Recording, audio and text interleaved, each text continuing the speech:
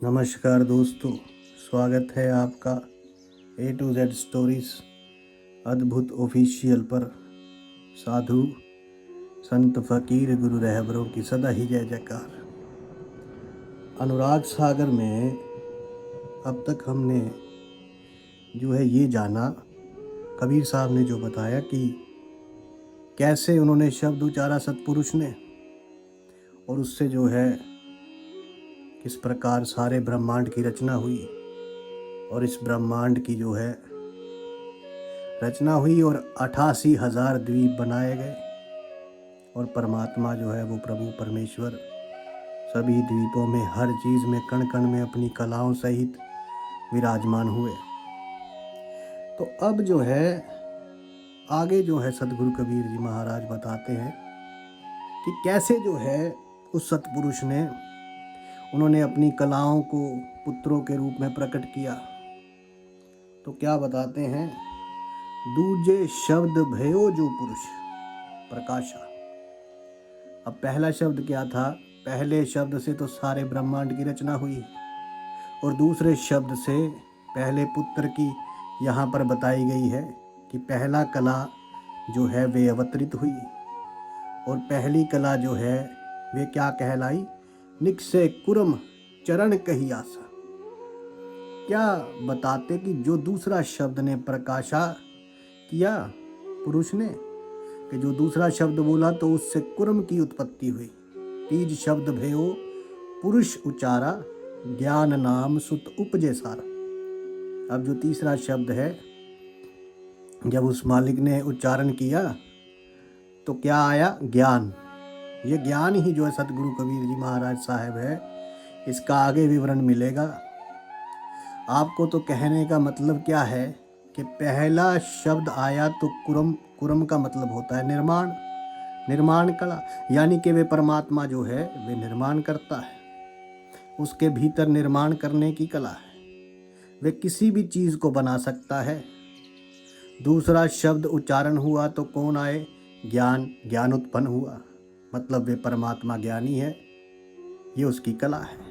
और ज्ञान पुत्र उत्पन्न हुआ जिसका नाम रखा गया ज्ञानी, जिसे आप सतगुरु कबीर जी महाराज साहब के नाम से, सत्य सुकृत के नाम से, करुणामय के नाम से, मुनींद्र के नाम से जानते हैं। इसके बाद तीसरे पुत्र की उत्पत्ति हुई। तो जो ज्ञान थे ये उस परमात्मा के अधीन होकर रहे, उन्हीं की आज्ञा में रहे, उन्हीं के चरण सम्मुख हुए रहे। आज्ञा पुरुष द्वीप, तीन देव उस परमात्मा की आज्ञा में रहे, और कहा पर है आज्ञा पुरुष द्वीप, तीन देव कौन सा द्वीप दिया? आज्ञा ये जो है इसको बोलते हैं आज्ञा चक्र। तो ये यहाँ से आगे जब चलते हैं तो सतपुरुष बैठा है, आज्ञा चक्र तक आ गए तो वहाँ तीन द्वीप है, जो हमारी ये इंगला पिंगला और ये जो सुषमना नाड़ी है, तो सतपुरुष उसके आगे बैठा है। सतपुरुष नहीं, सतगुरु बैठा है, और वे सतगुरु ही आगे सतपुरुष तक पहुंचाते हैं। अब आगे क्या बोलते हैं? चौथे शब्द भय पुण्य जब ही विवेक नाम सुत उपजे। तब ही जब चौथा शब्द उत्पन्न हुआ तो कौन सी कला उत्पन्न हुई? विवेक, मतलब वे परमात्मा विवेकी है, और उन्होंने पुत्र का नाम बताया कि ये विवेक नाम से ये जाना जाएगा। चौथा शब्द भय पुनि जवाही, विवेक नाम सुत उपजे तही आप, पुरुष किए द्वीप निवासा, पंचम शब्द तेज प्रकाशा। और परमात्मा के भीतर ही, ये पुरुष के भीतर ही ये सब निवास कर रहे हैं, यानी कि ये सारी कलाएं जो हैं उस परमात्मा के ही भीतर है, ये सारे पुत्र उस परमात्मा के ही भीतर हैं। और पांचवा शब्द जब उच्चारण किया तो तेज प्रकाश हुआ। पांचवें शब्द जब पुरुष सूचा, काल निरंजन भव अवतारा, जब पांचवा शब्द उच्चारण किया तो काल निरंजन उत्पन्न हुआ। ये काल निरंजन ही है जिसको कि आप सब बोलते हो कि काल है। ये काल क्या है जरा समझिए। किसी भी चीज़ को, जितने भी आगे 16 पुत्र बताए हैं, ये जो 16 कलाएं बताई गई हैं, इन सब के उलट है काल। यानी कि ये सारे अनंत हैं तो काल सीमित करने वाला है। कुर्म रचना शक्ति है तो काल उसकी विनाश शक्ति है। ज्ञान है तो काल अज्ञान है।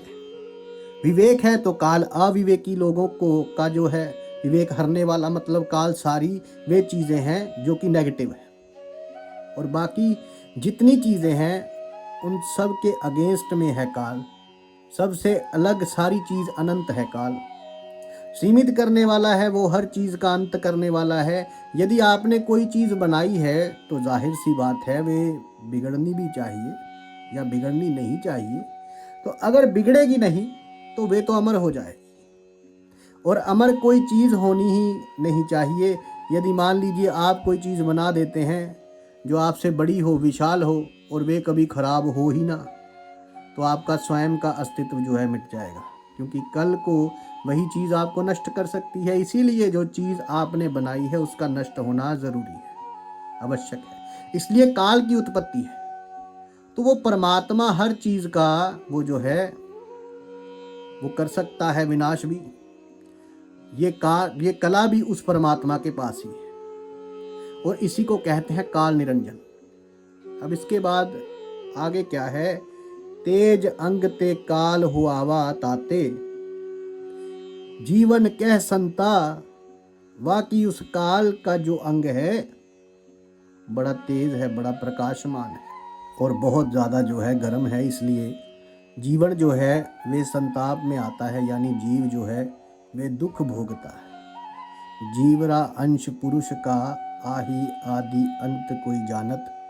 ये जो जीव है ये उस पुरुष का अंश है, उस सतपुरुष का अंग है, ये अंश है उसका। जैसे आपकी उंगली ये आपका अंश है, जो कलाई है, हथेली है, हाथ है, पैर है, नाक है, आँख है, कान है। क्या कान परमात्मा है? मैं ब्रह्म प्रकाश हूँ। लेकिन क्या कान ब्रह्म प्रकाश है? क्या आँख ब्रह्म प्रकाश है? क्या मुंह ब्रह्म प्रकाश है? नहीं, नहीं है ना। किंतु मैं ही मुख हूँ, मैं ही आँख हूँ, मैं ही कान हूँ, ये सब सत्य है। इसी प्रकार यहाँ पर बताया गया है कि जो जीव है ये उस परमात्मा का अंश है, किंतु आदि से अंत तक कोई ये चीज जान नहीं पाया कि वो परमात्मा अनादि है, अनंत है। आदि से अंत तक इस बात को कोई जानता ही नहीं। रामायण में भी ये चीज लिखी है, ईश्वर अंश जीव अविनाशी, चेतन सहज सकल सुख राशि, सो माया बस भयो गुसाई, बंदो पीर मरकट की नाई। कि ये ईश्वर का अंश है, ये जो जीव है ये चेतन है, अविनाशी है, सारे सुखों की खान है। ये रामायण में तुलसीदास जी ने भी लिखा है। रामचरितमानस में आगे क्या है? आगे चलते हैं कि छठे पुरुष, छठे शब्द जो पुरुष मुख बाखा, प्रगट सहज नाम अभिलाख। अब जब छठा है शब्द तो सहज नाम उत्पन्न हुआ। क्या? यानी कि सहज कला उत्पन्न हुई। सातवां जो शब्द से संतोष की उत्पत्ति हुई। आठवें शब्द से जब पुरुष ने उच्चारण किया तो सुरती सुभाग द्वीप बैठा। रातों किसकी उत्पत्ति हुई? यहाँ पर जो है सुरती की, सुरत की, ध्यान की। तो यहाँ पर सदगुरु कबीर जी कहते हैं, बताते हैं कि छठे शब्द मुख पुरुष भाखा, प्रकट सहज नाम अभिलाखा। सत्य शब्द भयो संतोषा, सातवां शब्द से संतोष की उत्पत्ति हुई। जो द्वीप पुरुष परितोष, और 8 शब्द पुरुष उच्चारा, सुरती सुभाष द्वीप बैठा, और 9वें शब्द आनंद अपारा, और 10वें शब्द जो है वो है क्षमा अनुसारा। भाव यही है, कहना यही है कि 8वें शब्द में किसकी उत्पत्ति हुई? 8वें शब्द में सुरती की, और 9वें शब्द में आनंद की, और 10वें में है क्षमा। कि मतलब वे परमात्मा क्षमाशील है, वे परमात्मा आनंद स्वरूप है।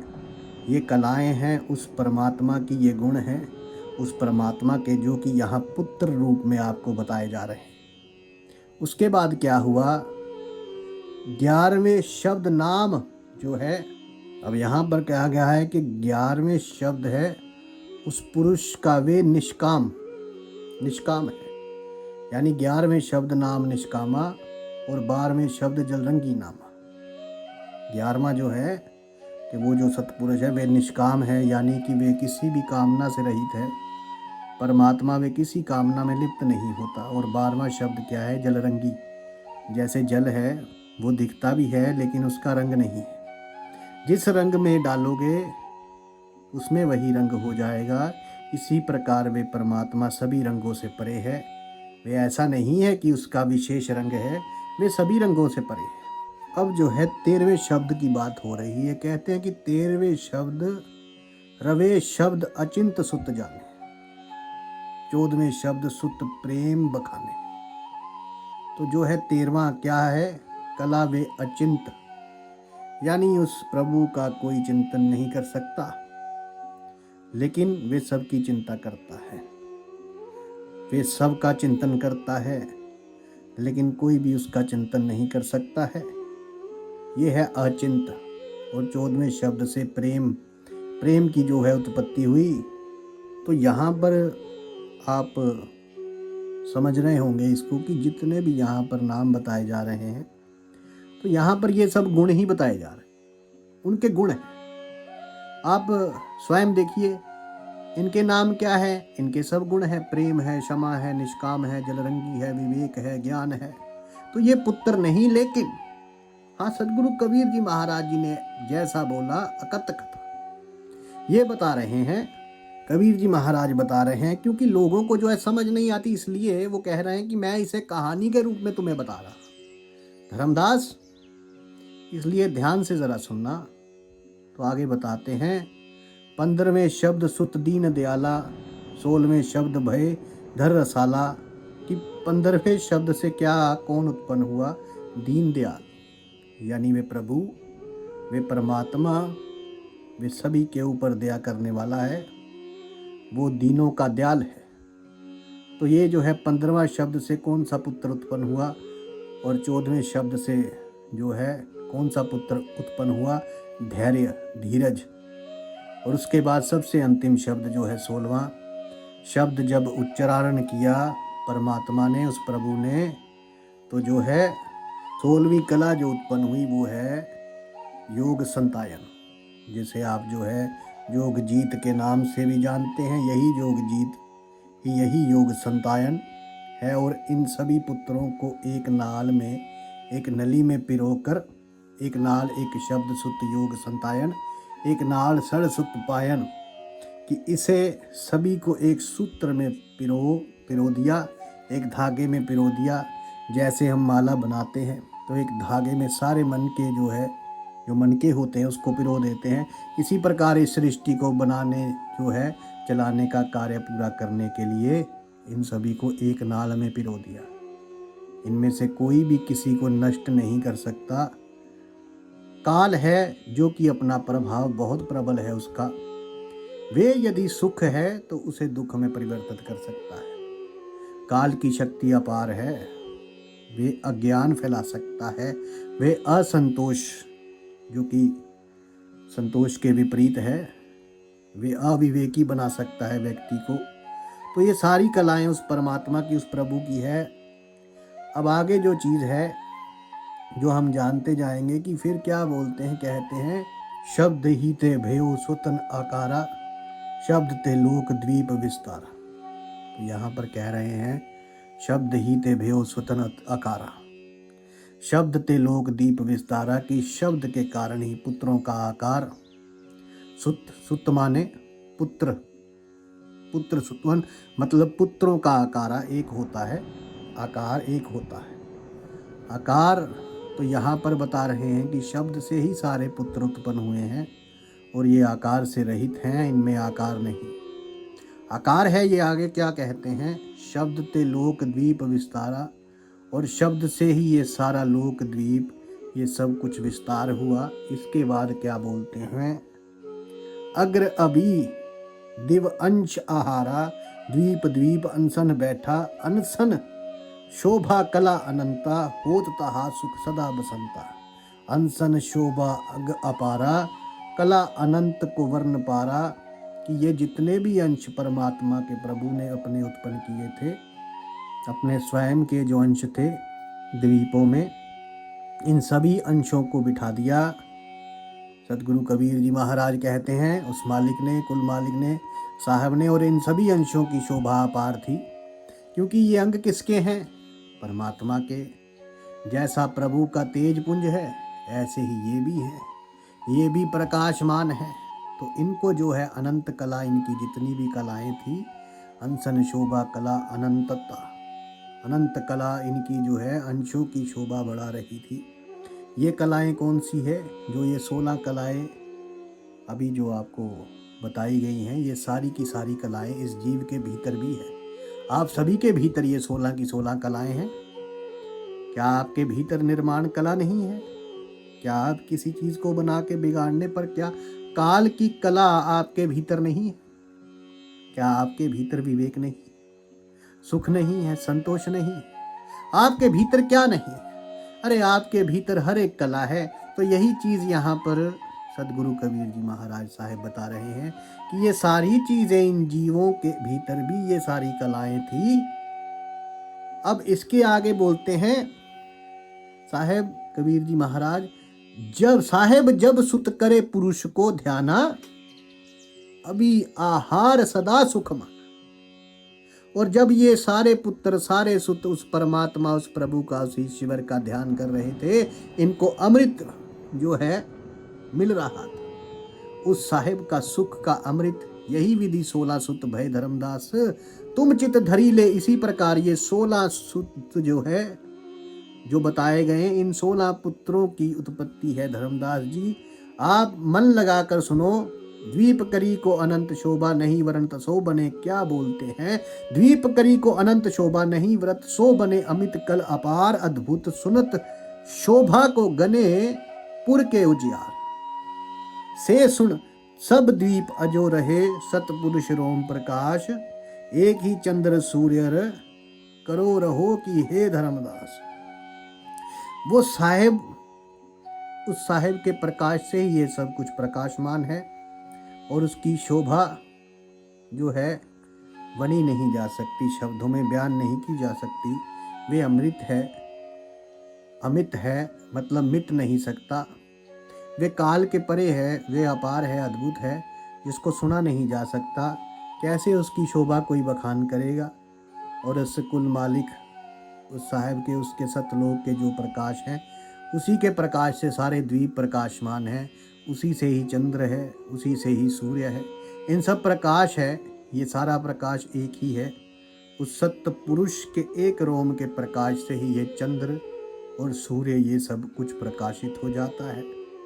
सतगुरुआन धाम शोक मोह दुख तन, नहीं हंसन को विश्राम। पुरुष दर्शन अचवन सुध, क्या कहते हैं यहाँ पर सदगुरु जी महाराज कि सतगुरु का जो धाम है, वहाँ पर ना शोक है, ना मोह है, ना दुख है, कुछ नहीं है। अरे वहाँ सिर्फ और सिर्फ आनंद है। वहाँ पर हंस विश्राम करते हैं, वे हंसों का लोक है। पुरुष का दर्शन, उस साहिब का दर्शन वहाँ पर होता है, और वहाँ अमृत बरसता है। ये साहिब यहाँ कहना चाहते हैं, वे अमृत कौन सा है? उस साहिब के दीदार का, सुख का। ऐसा नहीं है वहाँ कोई धारा गिर रही है। हम लोग जो है क्या है, हम सिर्फ उसे ही मानते हैं जो हमें देख रहे हैं, जो हम देख रहे हैं। वहाँ तो कुछ है ही नहीं। ये सब जो है भीतर क्या आता है, हिंदी के भीतर क्या आता है, हिंदी के अंदर अलंकार आते हैं, उपाधियाँ आती हैं, तुलना उपमा आती है। ये इसलिए आती है ताकि छंद को जो है और भी अच्छा बनाया जा सके। तो इसको स्थूल रूप में मत लीजिएगा, भावना को समझना। तो ये 16 पुत्र और 16 कलाएं जो होती है, ये सब कुछ साहिब ने जो है बताया। तो इस कलाधार के साहिब बैठे हैं हर एक कण कण में। ये साहिब मौजूद है अपनी कलाओं के साथ। यही सारी चीज़ें जो है बता दी गई हैं। साधु संत फकीर गुरु रहबरों की सदा ही जय जयकार। आपके भीतर बसे उस परमात्मा को मेरा प्रणाम स्वीकार कीजिए। धन्यवाद।